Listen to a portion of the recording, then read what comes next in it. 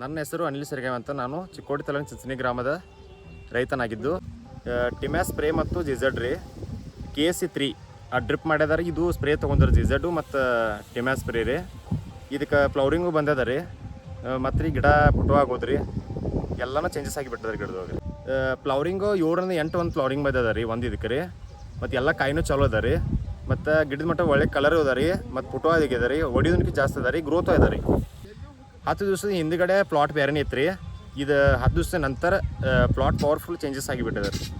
KC3 ಡ್ರಿಪ್ಪಿಗೆ 100 ಲೀಟ್ರಕ್ಕೆ 2 kg ಬಿಟ್ಟೇನು ರೀ, 15 ಗುಂಟೆ ಜಮೀನಿಂದ. ಮತ್ತು ಸ್ಪ್ರೇ ಜಿಝಡ್ 40 ml ರೀ, ಮತ್ತು ಟಿಮ್ಯಾನ್ ಸ್ಪ್ರೇ 100 ಗ್ರಾಮ್ ರೀ ಹಾಕಿ ಸ್ಪ್ರೇ ಮಾಡಿಬಿಟ್ಟೇನಿ. ಈ ಕ್ಲೈಮೇಟ್ ಚೇಂಜಸ್ ಇದ್ರೂ, ಬಿಸಿಲು ಮಳೆ ಇದ್ರೂ ಕೂಡ ನನ್ನ ಪ್ಲಾಟ್ ಒಳಗಡೆ ಏನು ಅಂಥದ್ದು ಏನೂ ಕಂಡು ಬಂದಿಲ್ಲ. ಒಳ್ಳೆಯ ರಿಸಲ್ಟ್ ಅದ ರೀ ಅದ್ರ ಬದ್ದಲ. ನಾವು ಈ ಭಾಗದ ರೈತರಿಗೆ ಹೇಳಲು ಬಯಸೋದೇನೆಂದರೆ, ಈ ಟಿಮ್ಯಾನ್ ಸ್ಪ್ರೇ ಮತ್ತು ಜಿಝಡ್ ಯೂಸ್ ಮಾಡಿ KC3 ಯೂಸ್ ಮಾಡ್ಬೋದು ಡ್ರಿಪ್ಪಿಗೆ. ಇದು ಒಳ್ಳೆ ರಿಸಲ್ಟ್ ಇದಾವೆ, ಎಲ್ಲರೂ ಮಾಡ್ಬೋದು ಈ ಭಾಗದ ರೈತರು.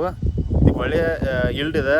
ಪ್ರಾಡಕ್ಟ್ ತೊಗೊಂಡು ನಾನು ಪ್ರಮೋದ್ ಕಮಾನೆ ಅಂತ ಅವ್ರ ಅಂಗಡಿಯಲ್ಲಿ ರೀ, ಅದು ನನಗೆ ರಿಸಲ್ಟ್ ಬಂದದ ರೀ. ಒಳ್ಳೆಯ ಗುಣಮಟ್ಟದ ಔಷಧ ಅದ ರೀ. ಧನ್ಯವಾದಗಳು.